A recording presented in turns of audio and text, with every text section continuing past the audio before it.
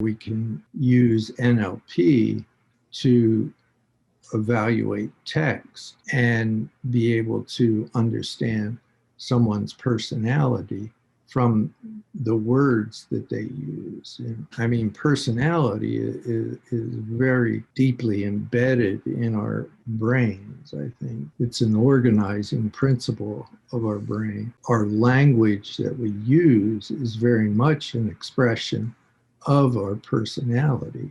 J. Galen Buckwalter, PhD in clinical psychology and CEO at PsyML.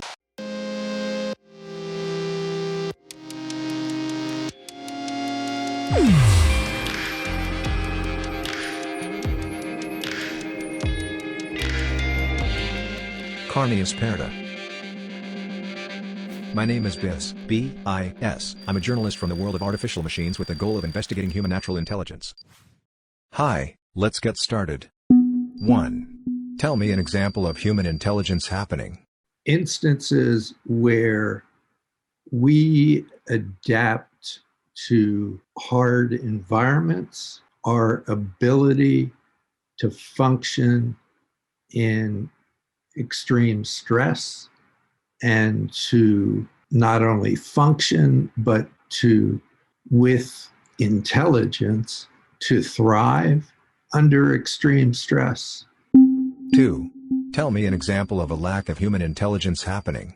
We probably see that every day when we ourselves are unable to thrive with the daily stressors, that we lose sight of our humanity, of this glorious consciousness that we are able to experience, and instead get completely obsessed with the mundane, with just trying to cope with the chronic stress that Western civilization in particular puts upon us. It's entirely understandable why so many of us don't feel we have the resources needed to take control of our lives, to live in an intelligent manner. But the net result is that our system, our allostatic system, our ability to respond and to control our responses becomes degraded, and we end up being basically a slave to our stressful environment. 3.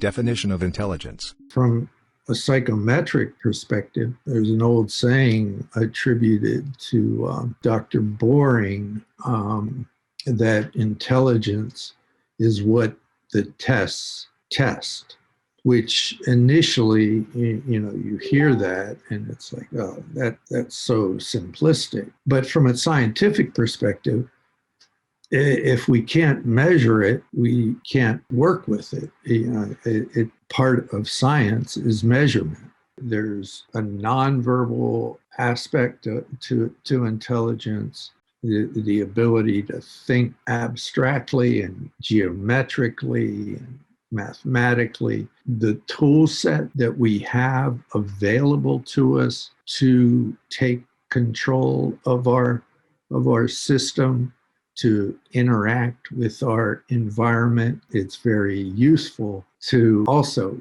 think about intelligence as an artistic, as a creative process that we have no clue as to how to measure. 4. Relationship between intelligence and knowledge. The more knowledge we have, the more tools we have, equips us to interact more effectively with our environment, with other people, and it also helps us understand ourselves better. 5. Relationship between intelligence and experience. What we undergo throughout our lives dictates a large part of who we are and what our intelligence is. Our early experience, particularly, really impacts how our system develops. We're finding out, the impact of early adverse events. Experience basically, kind of alters our neural network. That doesn't mean that we're doomed or destined to be negatively affected in all ways by that. I think that's, another example of very of the beauty of human intelligence, in that we are able to almost restructure our experiences or how they impact our day in, day out functioning. Again, the pinnacle of intelligence and our adaptivity. 6. Relationship between intelligence and emotions. Emotions, that's the brain immediately reacting to the environment. There are aspects, I think, of emotion that almost precede any intelligence. The interpersonal neurobiologists talk about integration as a key concept here, where the goal is not to strictly regulate emotion or, in any way tamp them down, but to integrate them as quickly as possible into our intelligence, into our prefrontal circuits. The impact is not lost, but the impact is not pervasive, and it doesn't preclude us from acting in a way that includes all of our intelligences. 7. Subjective experience of your own intelligence. That's the beauty of, being a human, is to enjoy our ability to think. I mean, I'm amazed by that every day. I mean, how did we get so lucky to have this brain that, I mean, we can think about art, we can think about the universe, we can think about and experience love, and on a subjective level, being able to consciously take control of our consciousness, to be able to be both more self-aware, more resilient, more adaptive to stress. Our intelligence includes our relationships. On a subjective level, our ability to savor our relationships is one of the best things that we can do for our brains, to be aware of our relationships and to engage in them with gratitude, with compassion. I mean, that's the spice of life. That's the joy of being able to experience this intelligence we have. 8. What makes humans intelligent beyond other animals? The ability to consciously develop our adaptivity to reflect on our humanity. Animals are certainly adaptive, but as far as planning future to become more adaptive, I think that's very much a human intelligence. 9. Innate and acquired contributions. We all start with our basic DNA profile that lays out kind of the guardrails or the framework. Then, it's all a matter of our experiences. To a certain extent, we retain malleability across our lifespan that may become limited across the lifespan. I'm at a point in life where learning entirely new areas of information is more challenging than when I was in my 20s. It's not impossible, but it takes more effort. But adding new information into the network of what I've learned across my lifespan already is so much easier because I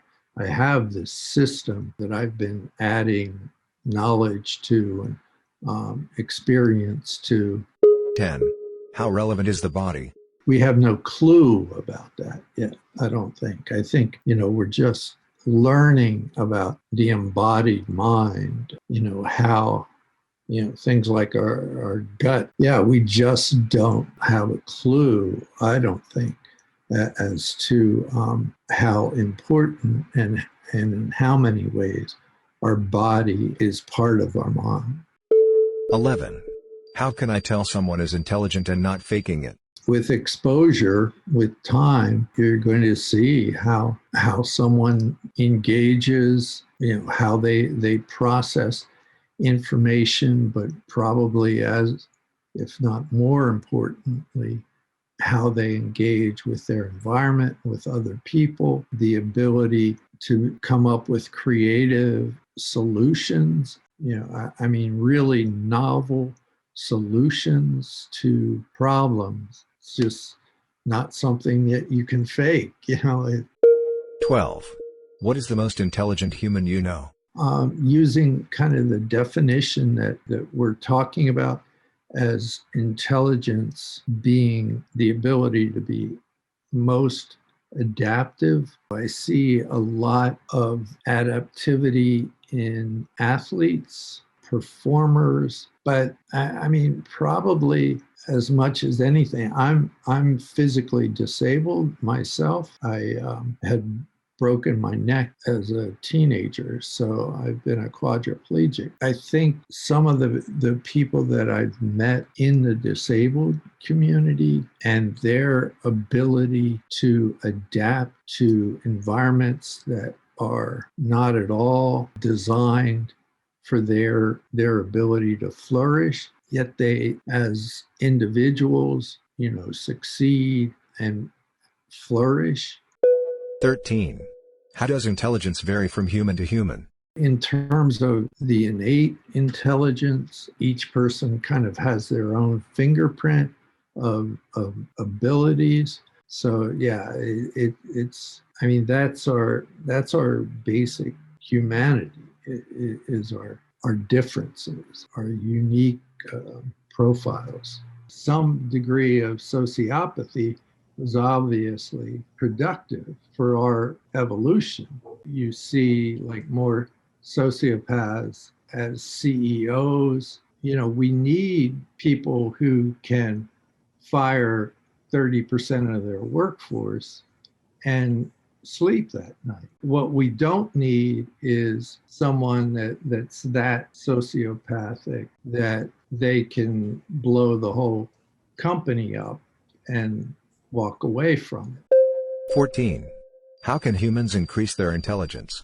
I mean, we're not going to increase our processing speed, say, but what we are able to do is to improve our adaptivity, improve our resilience that I like.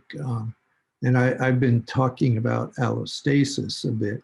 I mean, this is a central. The concept of resilience in the allostatic context is anything that we can do that allows us to return to normal more quickly after our next stressor. I mean, with stress, our whole system goes into overdrive.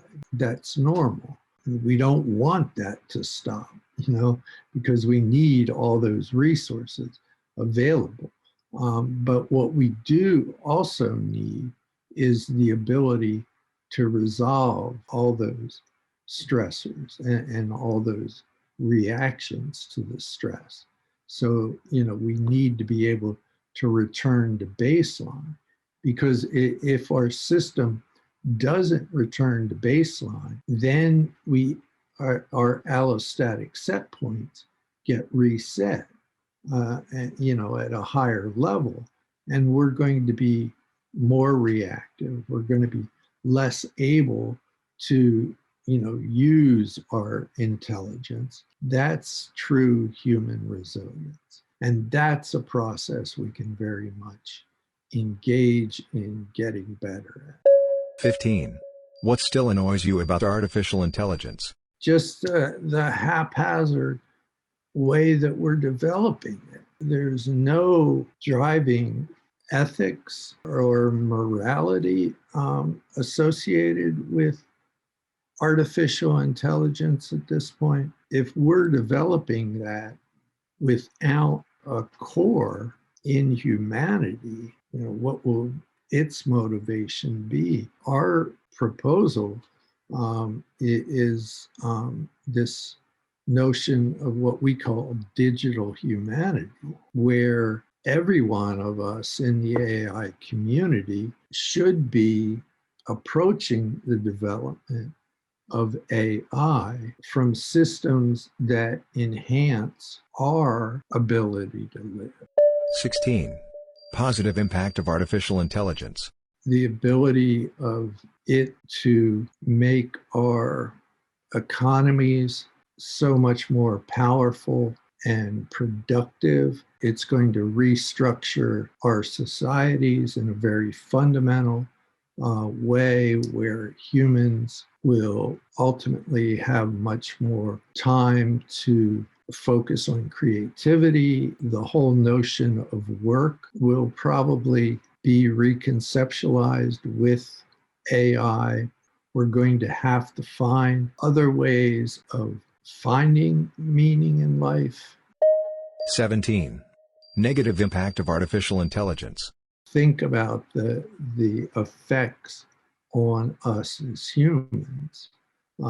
Things like using algorithms on Facebook to, optimize for clicks, and then we end up decreasing the human attention span because, everybody's getting little dopamine rushes from, getting likes.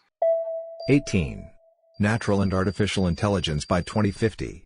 Yeah, I mean, there's been some great NLP advances with GPT-3, but in terms of real movement towards AGI, it doesn't seem like there's been a real leap. That's probably just a matter of time. So those leaps are really hard to predict. I'm not sure if they will fully get emotion. I think emotion will be a trickier process for AI to really understand and interact with. 19. What do humans have besides intelligence? We have intelligences, our whole body, our senses. We have so many systems that are so many biological and chemical systems that are operating in the background for us that are essential for our intelligence. You knock out any one piece of those, it's going to ultimately affect our intelligence. Why do we want to be intelligent? Why do we want to, be more resilient? Maybe that's something that ultimately will distinguish humans from AI. 20. A message to humans who have just been born. I hope you have good parents that are going to take really good care of you the first couple of years, and you have the opportunity to play and explore. Then you start using your unique intelligence, your unique personality. 21.